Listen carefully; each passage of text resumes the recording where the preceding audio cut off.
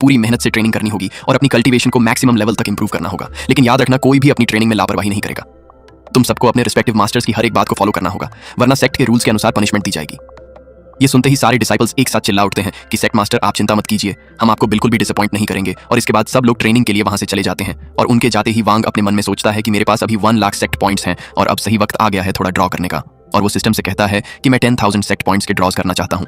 और फिर हम देखते हैं कि ड्रॉज खुलने लगते हैं, जहां पहले ड्रॉ में एल्डर सेशन की 10% कल्टीवेशन मिलती है, दूसरे ड्रॉ में एम्प्रेस यूनान की बर्निंग टेक्निक मिलती है और तीसरे ड्रॉ में एम्प्रेस यूनान की डीमन मैजिक टेक्निक रिवील होती है। जैसे ही वांग देखता है कि उसके पास डीमन मैजिक टेक्निक आ चुकी है, वो सिस्टम से कहता है कि सिस्टम, ये डीमन मैजिक टेक्निक मेरी बॉडी में डाल दो। और ये सुनते ही सिस्टम तुरंत उस टेक्निक को वांग की बॉडी में ट्रांसफर कर देता है। इसके बाद वांग सिस्टम से पूछता है कि क्या मैं ड्रॉ करके अपनी कल्टीवेशन को प्रोफाउंड वेनरेबल रेल्म तक पहुंचा सकता हूं। तो सिस्टम जवाब देता है कि प्रोफाउंड वेनरेबल रेल्म तक पहुंचना बहुत मुश्किल है और अकेले ड्रॉ से वहां तक पहुंचना नामुमकिन है, जब तक कि तुम किसी ऐसे कैरेक्टर को समन ना करो जिसकी कल्टीवेशन पहले से प्रोफाउंड वेनरेबल रेल्म पर हो। अगर ऐसा कोई कैरेक्टर समन किया गया जिसकी कल्टीवेशन प्रोफाउंड वेनरेबल रेल्म पर है, तब जाकर तुम्हारी कल्टीवेशन में भी वो ब्रेक थ्रू हो सकता है। और ये सुनते ही वांग अपने मन में सोचता है कि सच में प्रोफाउंड वेनरेबल रेल्म तक पहुंचना इतना आसान नहीं होता, वरना 3 एम्परर्स सिर्फ प्रोफाउंड सबरेज रेल्म के पीक पर ही क्यों रुकते।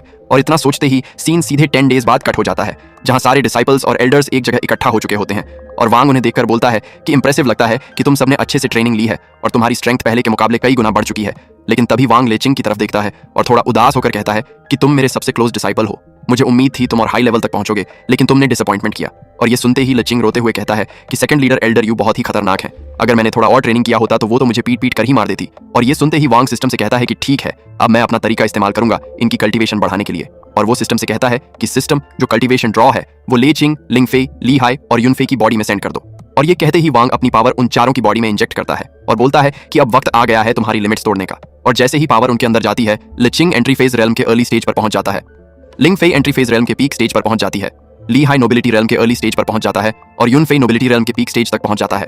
और ऐसा होते ही चारों डिसाइपल्स खुशी से चिल्लाकर सेक्ट लीडर वांग का शुक्रिया अदा करते हैं। और यूनफे आगे आकर पूछता है कि सेक्ट मास्टर, ये कौन सी मिथिकल टेक्निक थी जो ये सब कर सकी।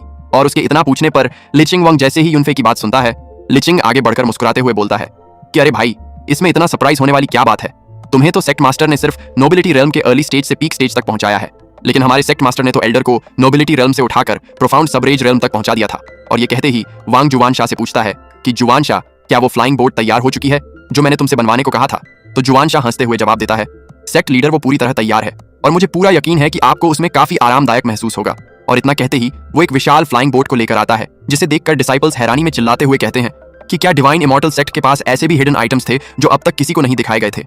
सच में मानना पड़ेगा कि डिवाइन इमॉर्टल सेक्ट अपने नाम के मुताबिक ही असली ताकतवर सेक्ट है और सेक्ट लीडर लो प्रोफाइल रखने में भी मास्टर है। और डिसाइपल्स के इन रिएक्शंस को देखकर वांग अपने मन में सोचता है कि हम यहाँ से जा तो रहे हैं, लेकिन डिवाइन इमॉर्टल सेक्ट की जिम्मेदारी के लिए मुझे किसी को यहीं छोड़ना होगा। और वो एल्डर शिक्सियन और एल्डर याओ को वहीं रोकते हुए कहता है कि मैं तुम्हारे लिए कुछ ट्रबल छोड़कर जा रहा हूं, लेकिन बदले में तुम्हें डिवाइन इमॉर्टल सेक्ट का ध्यान पूरी तरह रखना होगा। और दोनों एल्डर बिना हिचक के ओके बोल देते हैं, जिसके बाद जुवन शाह फ्लाइंग बोट को उड़ाना शुरू कर देता है।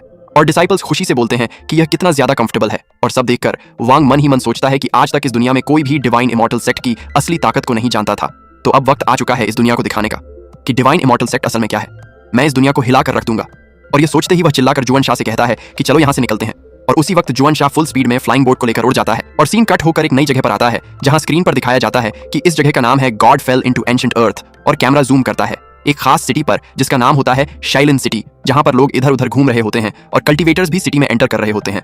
और सिटी के अंदर एक खास बिल्डिंग दिखाई जाती है जिसका नाम है चिन बिल्डिंग। और सारे कल्टीवेटर्स उसी चिन बिल्डिंग के अंदर जाने लगते हैं। और जैसे ही हम अंदर का सीन देखते हैं, वहां बहुत सारे लोग बैठे होते हैं जो खाना खा रहे होते हैं और आपस में बातें कर रहे होते हैं। एक बंदा बोलता है कि इस बार डीमन सीलिंग कॉन्फ्रेंस में कई टॉप सेक्ट्स हिस्सा लेने वाले हैं और मुझे लगता है कि इस बार कल्टीवेशन लेवल्स पहले से काफी ज्यादा हाई होंगे। तो दूसरे वाला बंदा जवाब देता है कि मुझे तो यही लगता है कि इस बार फेस सेक्ट का फेंग ही जीतने वाला है, क्योंकि उसकी कल्टीवेशन अब नोबिलिटी रेल्म में एंटर कर चुकी है। और तभी एक तीसरा बंदा चौंकते हुए बोलता है कि क्या वो फिंग अब नोबिलिटी रेल्म में पहुंच गया है, तो सच में उसकी स्ट्रेंथ तो काफी टेरिफाइंग हो गई है और उसका सेक्ट टॉप 10 सेक्ट्स में आने लायक है। और उसी समय एक चौथा बंदा थोड़ा सोचते हुए बोलता है कि लगता है तुम लोग रियल फेरी के बारे में भूल ही गए हो। क्या तुम्हें नहीं पता कि इस बार तियनजिन सेक्ट की फेरीली तियनजिन भी इस कॉन्फ्रेंस में एंटर करने वाली है, और अगर उसकी कल्टीवेशन की बात करें तो वह भी नोबिलिटी रेल्म में पहुंच चुकी है।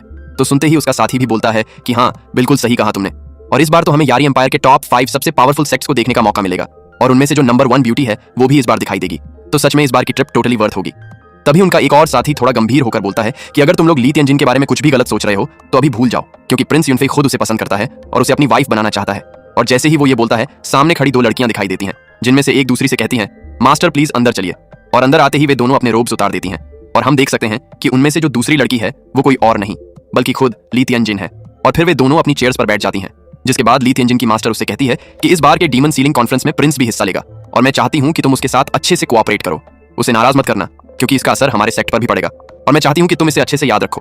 तो ली तियानजिन अपनी मास्टर से पूछती है कि मास्टर क्या ये आपकी इच्छा है या सेक्ट लीडर की? तो उसकी मास्टर जवाब देती है कि ये ना मेरी इच्छा है और न ही सेक्ट मास्टर की बल्कि पूरी तियानजिन सेक्ट की इच्छा है। जिसे सुनकर ली तियानजिन थोड़ी उदास होकर बोलती है कि हमारा तियानजिन सेक्ट यारी एम्पायर के टॉप 5 सेक्ट्स में से एक है और फिर भी आप मुझे सिर्फ एक प्रिंस को सौंप देना चाहती हैं। तो उसकी मास्टर गुस्से में जवाब देने ही वाली होती है। ली तियानजिन से उसकी मास्टर गुस्से में कहती है कि तुम तियानजिन सेक्ट की एक डिसाइपल हो और तुमने यहाँ के रिसोर्सेज का यूज करके ही अपनी कल्टीवेशन को बढ़ाया है, तो क्या तुम्हें नहीं लगता कि तुम्हें भी सेक्ट के लिए कुछ करना चाहिए?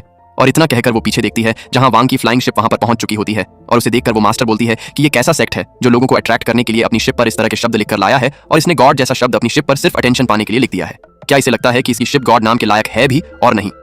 तभी वांग एल्डर यूयन से कहता है कि एल्डर यूयन आप मेरे साथ नीचे चलिए, हम नीचे जाकर सिचुएशन चेक करते हैं। बाकी सारे डिसाइपल और एल्डर्स यहीं शिप में रुकेंगे जब तक हम वापस न कहें। और इतना कहकर वांग यूयान के साथ नीचे जाने लगता है। तभी पीछे से ली किंग चिल्लाकर कहता है कि मास्टर मेरे लिए टेस्टी खाना लाना मत भूलना। और उसके इतना बोलने के बाद वांग और यूयान एक होटल के अंदर चले जाते हैं जहां यूयान की खूबसूरती देखकर वहां बैठे लोग शॉक में आ जाते हैं और बोलते हैं कि क्या ऐसी लड़की वाकई इस दुनिया में एग्जिस्ट करती है। और एक बंदा एक्साइटमेंट में बोलता है कि उसे देखकर मेरा दिल बहुत जोर से धड़कने लगा है। तो दूसरा बंदा गुस्से में कहता है कि तुम्हारी हिम्मत कैसे हुई, इतनी खूबसूरत लड़की को सीधे देखने की क्या तुम्हें शर्म नहीं आती? तभी एक वेटर आता है और कहता है कि खियन पवेलियन में आपका स्वागत है, बताइए मैं आपकी कैसे मदद कर सकता हूँ? और अंदर ही अंदर वो वेटर सोचता है कि आखिर इस बंदे में ऐसा क्या खास है जो इतनी खूबसूरत लड़की को अपने साथ लेकर घूम रहा है, क्योंकि अगर उसकी स्ट्रेंथ की बात करें तो वो अभी सिर्फ मीडियम फिजिक्स पर ही है। और इतने में वैंग उसे कहता है कि मैं तुम्हारे होटल में रुकना चाहता हूँ। तो वेटर हंसते हुए कहता है कि सर अगर आप यहाँ रुकना चाहते हैं तो आपको 1000 लो ग्रेड ब्लैक स्टोन्स देने होंगे, बताइए आपको कैसा रूम चाहिए? और जैसे ही वंग 1000 स्टोन्स का नाम सुनता है उसके मुंह से पानी निकल जाता है और वो हैरान होकर बोलता है कि इतना ज्यादा, और मन ही मन सोचता है कि क्या ये लोग मुझे लूटना चाहते हैं। और उसके ऐसे शॉक्ड एक्सप्रेशन को देखकर वेटर हंसते हुए मजाक में बोलता है कि सर कम तो कुछ भी नहीं होगा, यही रेट है। और वांग अपने मन में सोचता है कि अगर मैं अपनी पूरी बॉडी भी बेच दूं तब भी शायद ओनली 1010 स्टोन्स ही इकट्ठा कर पाऊं। और वांग अपने मन में सोचता है कि मैं डिवाइन इमॉर्टल सेक्ट का लीडर हूं लेकिन यहाँ पर एक रूम भी अफोर्ड नहीं कर सकता। सच में ये कितनी शर्म की बात है। तभी उसे सिस्टम की याद आती है और वो सिस्टम से पूछता है कि जब मैंने यूनफेई और बाकी लोगों को मारा था तो उनके पास जो वॉलेट था वो कहाँ गया? और सिस्टम उसे जवाब देता है कि जिन लोगों को आपने मारा उनके सारे आइटम्स आपके सिस्टम स्पेस में ट्रांसफर हो गए हैं, तो क्या होस्ट उन्हें यूज करना चाहता है? और जैसे ही वांग अपनी सिस्टम स्पेस में इतने सारे स्टोन्स और वेपन्स देखता है तो वो मन में सोचता है कि फर्क नहीं पड़ता तुम किस वर्ल्ड में रहते हो, लेकिन अगर तुम लोगों को मारते हो और लूटते हो तो तुम बहुत जल्दी अमीर बन सकते हो। और तभी वहां पर एक बंदा आता है और यूयान को देखकर कहता है कि लेडी तुम बहुत ज्यादा खूबसूरत हो, अगर तुम चाहो तो मैं तुम्हारे लिए एक फ्री रूम ओपन कर सकता हूँ। और जैसे ही लोग उस बंदे को पहचानते हैं वे चौंकते हुए कहते हैं कि ये तो सीफेंग पैलेस का यंग मास्टर चंगफंग है, अब तो ये लड़की नहीं बच पाएगी क्योंकि ये एक नंबर का डेविल है और इसके हाथों से कोई भी लड़की नहीं बच पाती। और एक और बंदा बोलता है कि मैंने सुना है ये पूरी रात लड़कियों के साथ मस्ती करता है लेकिन फिर भी इसकी कल्टीवेशन पर कोई असर नहीं पड़ता, सच में ये एक नंबर का डेविल है। और तभी चंगफंग यूयान के पास आ जाता है और लोग विस्पर करते हैं कि इसकी कल्टीवेशन अब नोबिलिटी रेल्म तक पहुंच चुकी है और ये टॉप जीनियस में से एक है। और जैसे ही वांग उसे देखता है वो मजाक में बोलता है कि क्या बात है ब्रदर, क्या तुम हमारे लिए 7000 ब्लैक स्टोन्स पे करने वाले हो? तो चंगफंग उसकी तरफ देखता है और कहता है कि क्या तुम इसके लायक भी हो? मैं यहाँ सिर्फ इस खूबसूरत लड़की के लिए आया हूँ और उसी के लिए रूम बुक कर रहा हूँ, ना कि तुम्हारे जैसे किसी वर्थलेस बंदे के लिए। और वांग फिर उसकी इंसल्ट करते हुए कहता है कि तुम्हारी बातों से तो लग रहा था कि तुम बड़े अमीर और पावरफुल हो, लेकिन तुम्हें देखकर तो लग रहा है कि तुम बस एक ही इंसान का खर्च उठा सकते हो। और ये सुनते ही सब लोग शॉक हो जाते हैं और कहते हैं कि क्या ये बंदा पागल हो गया है जो यंग पैलेस मास्टर का मजाक उड़ा रहा है? लगता है इसे अपनी जान की परवाह नहीं है। और इतने में चंगफंग गुस्से से चिल्लाता है कि अगर हिम्मत है तो खियान पवेलियन के बाहर आकर मुझसे फाइट करके दिखाओ, मैं गारंटी देता हूँ। चंगफंग गुस्से में चिल्लाते हुए वांग से कहता है कि मैं तुम्हारी बॉडी के छोटे छोटे टुकड़े कर दूंगा। और वांग उसकी बात का मजाक उड़ाते हुए कहता है कि तुम्हें देखकर ऐसा लग रहा है कि तुम खियान पवेलियन के अंदर फाइट करने की भी हिम्मत नहीं रखते। तभी पास बैठा एक बंदा कहता है कि इसे देखकर लग रहा है ये किसी छोटी सी सिटी से आया है और शायद पवेलियन की पावर के बारे में नहीं जानता। तभी एक और बंदा कहता है कि खियान पवेलियन पूरे 3 एम्पायर्स में फैला है और इसकी ताकत की कोई सीमा नहीं है और यहाँ पवेलियन के अंदर लड़ने की हिम्मत शायद ही किसी में हो। और जैसे ही लोग बातें कर रहे होते हैं चंगफंग वांग से कहता है कि तुम एक मेंढक हो जो बस कुएं में टर्राता है। तो वांग उसे जवाब देता है कि लगता है तुम फाइट नहीं करने वाले, तो मुझे ही एक्शन लेना पड़ेगा। और इतना कहते ही वांग सीधा चंगफंग पर हमला कर देता है और उसका हमला इतना तेज होता है कि चंगफंग दीवार से टकराकर बुरी तरह से घायल हो जाता है। और ये देख वहां मौजूद लोग शॉक्ड होकर बात करने लगते हैं कि चंगफंग जो नोबिलिटी रेल्म का टॉप कल्टीवेटर है वो इस हमले से न सिर्फ रिएक्ट नहीं कर पाया बल्कि बुरी तरह इंजर्ड भी हो गया। और तभी एक बंदा कहता है कि वांग ने पवेलियन के अंदर फाइट की है, जो कि बड़ी ही खतरनाक बात है क्योंकि इसका अंजाम बहुत भयानक हो सकता है। और ये सुनते ही चंगफंग फिर से गुस्से में चिल्लाता है और कहता है कि तुम्हारी इतनी हिम्मत कि तुमने पवेलियन के अंदर मुझ पर हमला किया। और वांग उसका मुंह पकड़कर उसे जमीन पर पटकते हुए बोलता है कि हाँ मैंने मारा और अगर तुझे फाइट करनी है तो कर, वरना बकवास बंद कर। और तभी हम देखते हैं कि एक आदमी तेजी से वहां आता है और वांग को चंगफंग से दूर करते हुए गुस्से से चिल्लाता है कि तुम्हारी हिम्मत कैसे हुई जीफंग पैलेस के यंग मास्टर पर हमला करने की, अब तुम जिंदा नहीं बचोगे। और उसकी बात सुनते ही वहां मौजूद सारे लोग शॉक में आ जाते हैं और कहते हैं कि अब ये लड़का नहीं बचेगा। क्योंकि ये जो आदमी आया है वो सीफिंग पैलेस का एल्डर वेई जोंग है और ये बहुत ही पावरफुल कल्टीवेटर है।